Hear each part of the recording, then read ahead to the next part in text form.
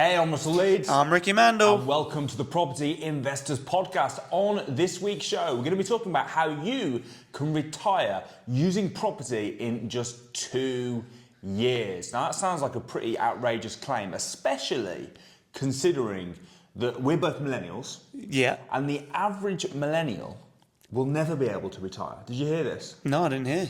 The average millennial, they reckon, will never be able to retire because they don't have enough money in their pension to pay for their lifestyle. So even though they've got a pension, there's not much in it, and it's not going to pay them enough to live on down the line, which means that although they'll have a pension, when it kicks in when they're 68 or whatever, they'll still need to work to supplement, they'll still need to work part-time for the rest of their lives. They reckon that most millennials will never be able to retire. So you work all your life to never retire. To carry on working. So you just keep working your entire life until the day that you die. Yeah. Sounds like a really bad plan. I'm really interested in the 2-year plan. And the 2-year plan sounds a lot better. But on the other hand, a lot of people also live for retirement. Yeah. Rather than enjoying the moment now. So if you want to retire in 2 years, I've seen lots of people that have managed to retire or at least put themselves in a position to retire. Yeah, because most people but most successful people that aren't, I mean, you and Samuel are prime examples. Samuel, if I remember correctly, did retire. He did. About, was it 2016? Something like that, he retired. Yeah. And he signed up for a cage fight. He won. And he lost kind of purpose and got bored. And it was Amanda that pushed him on to start the training.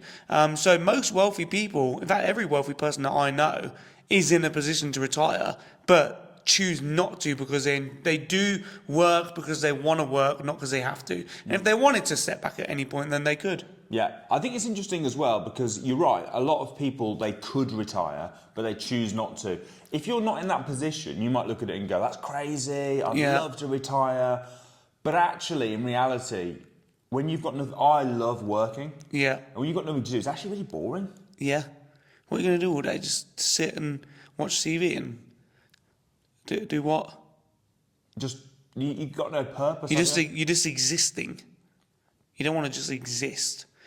Yeah, you need a purpose. You want to be doing stuff. I think so, anyway. But I do think it's important that you're in a position where you could retire if you wanted to. Yeah. So then you can work because you want to, not because you have to. So retirement's more as well security. It's secure. Yeah, it is security because also you never know when you might need. If you were sick or if you had a family member that was sick and you wanted to stop working and spend some time with it, it gives you freedom. Yeah. To do what you want. However, I think most people with that freedom would choose to carry on working and building because otherwise it's really boring. And sometimes it's not even work as in working on a business, it's also working on, I guess, charities, foundations, things like that, but constantly doing something. But how do you get to that position in a couple of years? Well, the first thing they need to do, if you want to be in a position to retire, and this is where people with the pensions are going to come unstuck, and this is what they're talking about, why millennials are going to have to work for the rest of their lives, is if you want to retire, i.e. not work, that means that you need something called a passive income. Now, a pension is a passive income, right? Because you're being paid in the future for not doing anything. But you need some sort of passive income. You need some sort of money that's coming in without you doing anything. However, this is the important part. That amount of money that comes in has got to be at least however much it costs you to live, right? So if you need £3,000 a month just to survive, and you've got a pension or you've got passive income coming in of £1,500, you've got a £1,500 shortfall there. Well, what is retirement? Is retirement living a very comfortable life, doing what you want, when you want, with whoever you want, and living the dream? Or is it just passive income covering your living expenses? Well, retirement is when you stop working. Yeah, but I wouldn't want to retire just, to cover my living expenses though. But that is retirement though, isn't it? Is it? Well, of course. What do you mean by retire? Well, I don't know. I guess that would be the definition of it. But I guess when you retire, you want to be really in a position where you've got, loads of choices and you can do what you want. Because you could still retire, but still be making ends meet, couldn't you? You basically what you're saying is you don't like. The thing is though, right? You're talking, very much from your personal position, right? But most people are working and still struggling to make ends meet. Most people are working and still struggling to pay the bills. So if you aim for retirement, you'll get momentum to then build and build and build. So when you're in that position where you could retire, you'll probably end up just carrying on building up your business to go to the next level. Because retirement, I guess, is the first level, then, isn't it? Retirement's financially free. Well, yeah. Well, retirement is financially free and then choosing to stop working. Yeah. Yeah, being financially free Right, I see what you mean. Doesn't necessarily mean that you stop working. So most people would aim for financial freedom. A lot of people we work with get financially free and end up retiring for a few months, realising it's boring, coming out of retirement to then build their business again. Yeah, 100%. Well, we're not saying that you should stop at retirement, but it's being put in the position where you can retire if you want to. When do you think you'll retire? I don't think I'll ever retire. What, so even when you're like 80 years old? Yeah. Really? It's interesting. Well, if you hear about a lot of people, like people, especially people that are really busy, where they're really busy, they're like they're headmaster of a school or a lawyer or something, and then when they retire, then they die within like a year or two because their body's so used to working. When they stop and they switch off, it's like, we're finished here. And so if you wanted to just leave this earth one day, you just stop working. Well, I don't think I'd die. Is that what they said? They say cause of death. He stopped working. Yeah. You sound like you don't. It's true. Really? Look at loads of people where they stop working, bang, that's it. So for me, I enjoy working. I don't want to just chill. I might slow down, but I don't think I would ever want to stop working and stop doing something because it's fun. I had an operation on my foot, as you know, and I was literally just stuck in bed for like 2 weeks, and it's so boring. It's so boring having nothing to do, not being able to do stuff. I hope the operation's fixed it. It has fixed it. I mean, when you said that you were going in to, make you better at football, they were like, we'll give it a go. Well, they actually think it was you that damaged my toe. They reckon it was when you stood on my toe. The weight crushed it. The crushing of the toe decimated my toe. Well, hopefully you're better at football now. Hopefully they put something in there, a little metal plate or something, just to ping the ball a bit harder. Well, right now I can't play football or anything at all. I can. How long? The whole thing, I should be out for about 7 weeks. I should be out.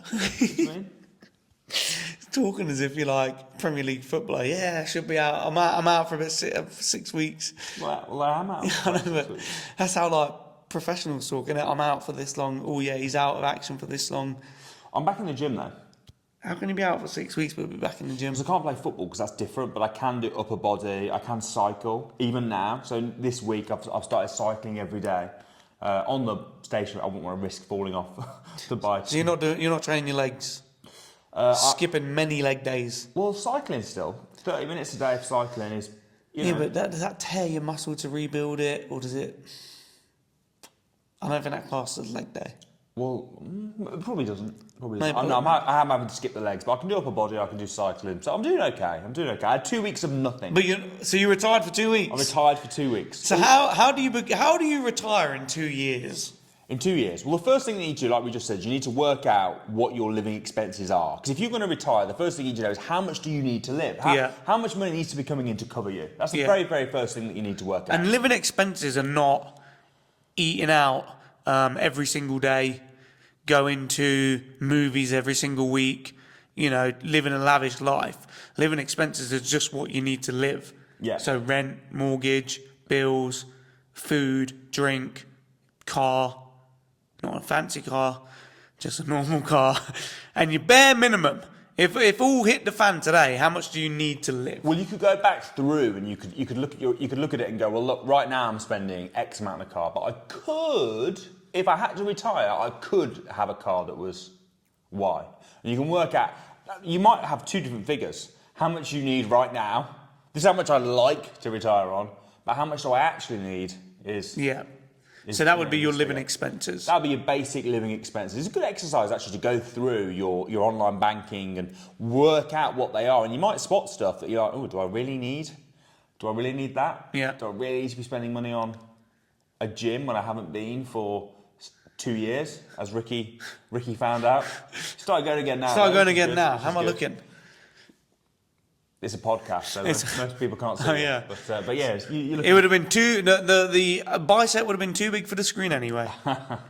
But you might find stuff that's on there. I remember speaking to someone about this. I asked them to go through their expenses and work it out, and they found a dating app that they were still paying for. Wow.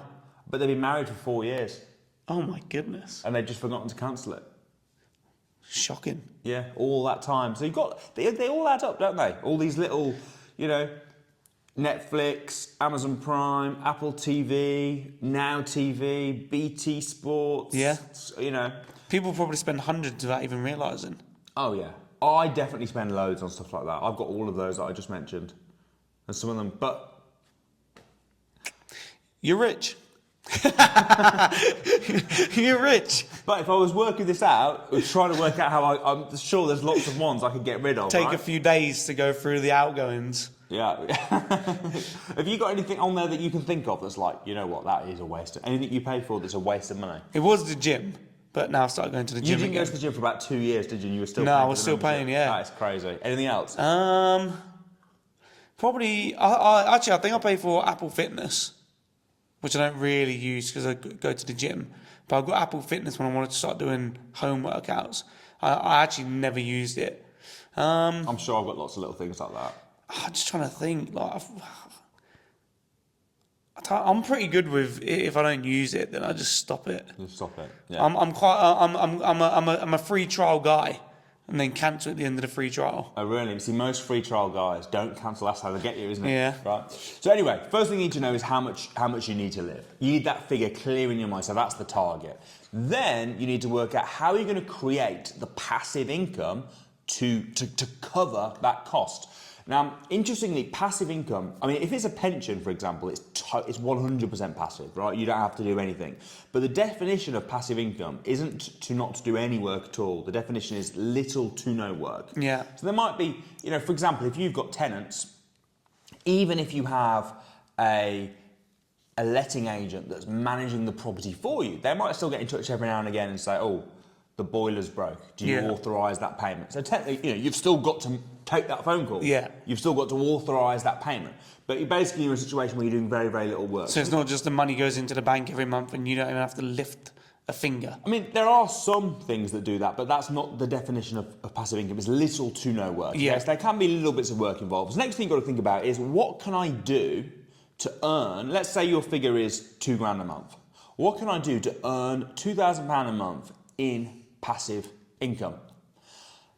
And you've got to figure out how you do that. Now, we know that you can do that very, very well through property, but the question is, Rick, do you need loads and loads of money to create a passive income?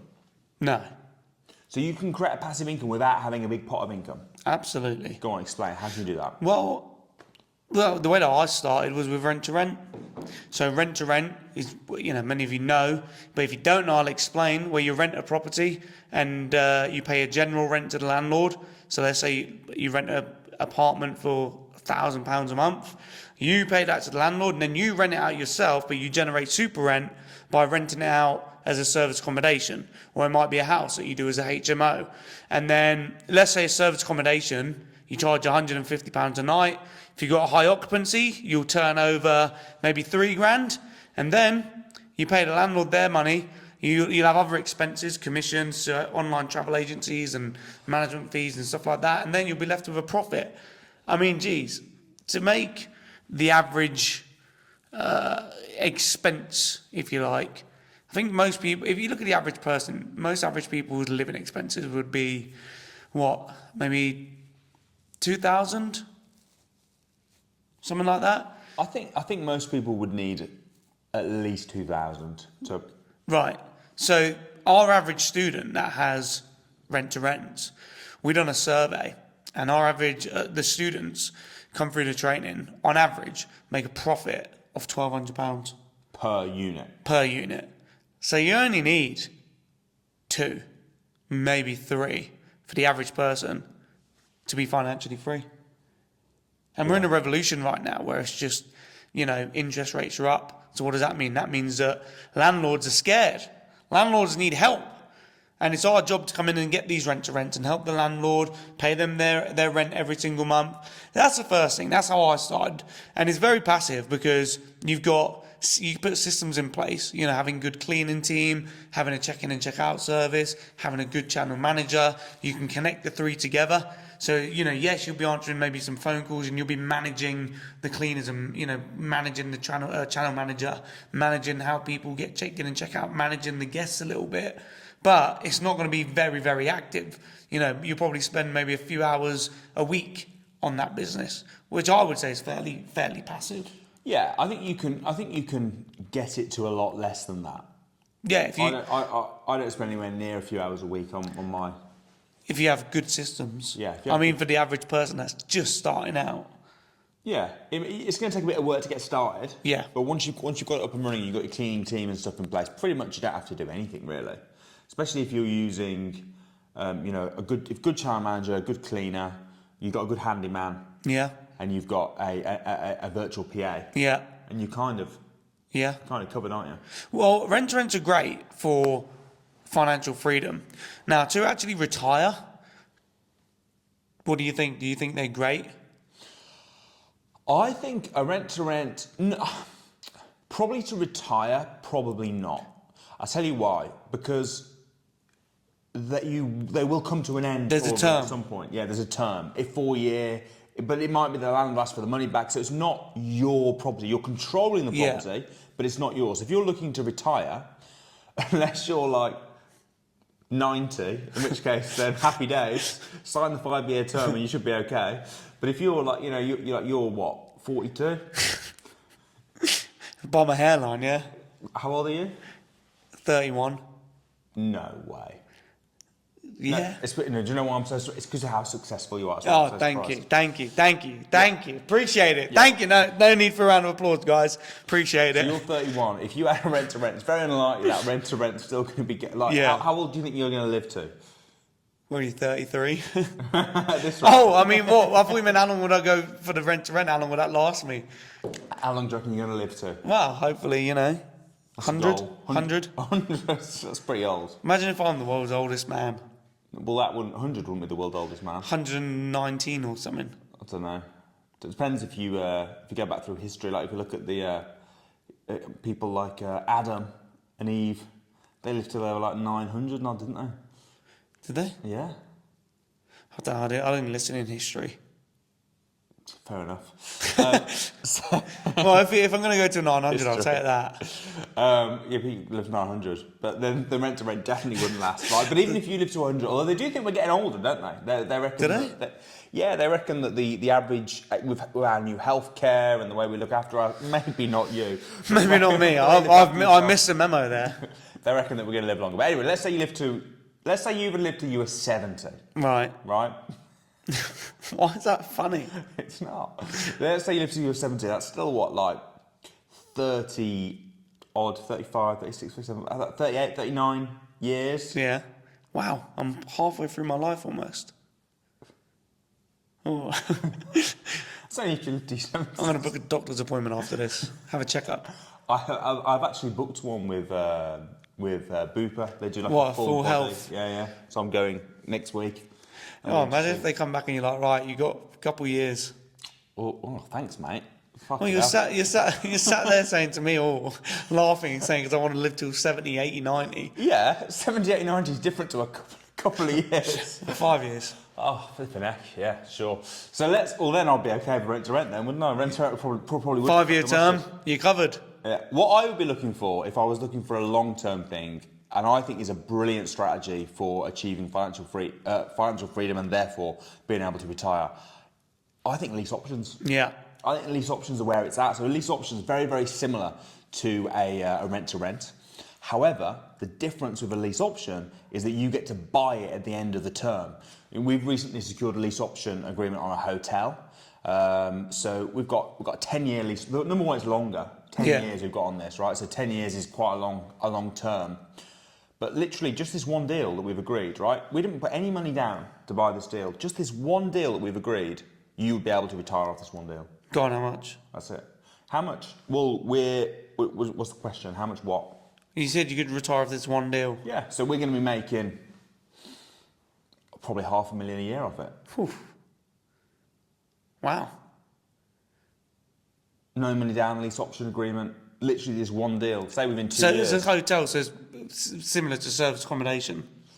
It is. We will be running it as service accommodation, yeah. So it's a hotel at the moment, but we're going to be running it as serviced apartments. Okay. A serviced apartment hotel. And what's pretty cool is you can often turn rent to rent into lease options. Yeah, I wouldn't recommend going for this. You know, there's like, depending on quite how we split it up, we're just doing the work at the moment. It's going to be like 26 rooms plus a conference centre and stuff. So I wouldn't recommend going for that for your first deal, but no money down, lease option agreement, taking over the property. And the option to buy at the end. And the option to buy at the end. And with the fee that we've agreed at the end is worth about what it's worth now. So you'll have the appreciation as So well. you'll have the appreciation as well, exactly that. And then, but how are you going to buy it? What you'll do is for these 10 years, you won't spend that money. You'll save it, and then you'll use the money generated from the asset itself to buy it at the end of the 10 years. Yeah. So it literally is. The only thing we've got to pay for is the works to renovate it. It's quite an interesting point though, that. Because if you're doing rent to rent, Yeah. you'll become financially free straight away. Yeah. But if you're doing lease options and you're saving the money to then buy it, you wouldn't be able to retire straight away. You'd have to wait, wouldn't you? Well, you wouldn't be able to. Unless you eat into the money that you're saving. Yeah, it depends on what else you're doing. You might have a couple of rent to rent and a lease option. Yeah. Do you know what I mean? So you might have different, the whole point about this isn't just to do one thing and then to stop. The whole point isn't even to retire, as we mentioned at the beginning. It's just giving you the option, right? I would recommend not retiring. I don't plan on ever retiring. Do you plan on ever retiring? I don't know. I've never really thought about it. I feel like I'm quite young compared to you. Well, we're pretty much the same age, aren't we? How old are you? How old do you think I am? Hold on. I know how old you are. Hold on. Samuel's 33. Or is he 34? I think he's 33.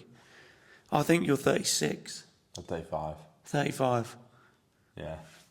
35. So, Well, yeah, still older than me. I'm older than you. I've never really thought about it. I don't know. Well, think of your life now. Would you want to retire? Well, no. Not right now. But in 10 years, 20 years, 30 years... might Do think, what? I don't know, just catch a vibe. Come around here. See you. Film this podcast. Film a podcast. That'd be your job. That'll be the job. So you won't be retired. I've never thought about it. Yeah. I mean, I guess I could now, but I don't know. I don't know. You don't know. You might change your mind in 20 years, 30 years, maybe. Yeah, I don't think so. Really? Yeah, I don't plan on retiring. I don't want to retire. I enjoy working. Like they say that if you enjoy what you do, you never work a day in your life. Yeah. If you enjoy what you do, why would I retire? What for? Catch a vibe, move abroad, get some sun. Look at it, it's raining right now as we speak. It is raining right now. It's horrible. But it's been quite nice this week. I was outside sunbathing on Saturday. Beautiful day Saturday. Quite windy though. Saturday wasn't. Sunday was windy. Yeah. But I was in a... But who says that you can't move abroad and carry on working? Well, you can, so why don't you do that? Well, there you go. I might do that. Similar to retiring though, isn't it? Well, no, retiring is when you stop working. Yeah, but I in my head, it's very similar. If you move abroad... You're practically retired now, though, aren't you? Let's face it. Basically, yeah. I basically am. Just catch a vibe. Eat 12s. I like 12s. I like chocolate. Cut down on the chocolate, though. But it's in my mind, retire. I don't think you'll ever stop doing anything. I won't ever stop doing anything. Well, there you go. But more, take your foot off the gas. You can take your foot off the Do gas. it when you need. Do it when you want to, when you need to, when big things pop up. But I've seen so many people that have done what we've said, retired, and then come out of retirement 3 months later. Even when you look at like celebrities and stuff, they retire, but they're still working, like doing appearances and doing things like that, shows, chat shows, stuff like that. So yeah, guess you're right. So biggest strategy then, number one, find out how much you need to earn. Yeah. And then number two, figure out how you can create a passive income using things like rent to rent, lease options. If you've got money, it's even easier because you can buy the properties. Yeah. Right, so you haven't got to do anything creative. You can just buy the properties. But I mean, you don't need a lot for rent to rent anyway. All you're doing is renting it. You're not actually buying it. And lease options is the same. Yeah. You're buying it in the future. I think lease options is where it's at. I think you very easily retire within a couple of years using a combination of lease options and rent to rent, Yeah. and then buy the properties down the line. In fact, this week, you just reminded me, we are going to be on tour over the next few weeks where we're going to be talking about lease options and how they work. So we'll drop a link somewhere. Where will we drop a link? In the description below. Link in the description. Come and check it out. We're going to be talking about lease options over the next few weeks, how they work. In fact, who knows, man? We might even find some lease options while we're at the program. So get yourself booked on if you want to know more about how to make it happen and how to retire. Perfect. Guys, thanks ever so much for watching. I'm Russell Leeds. I'm Ricky Mandal. And we'll see you next week.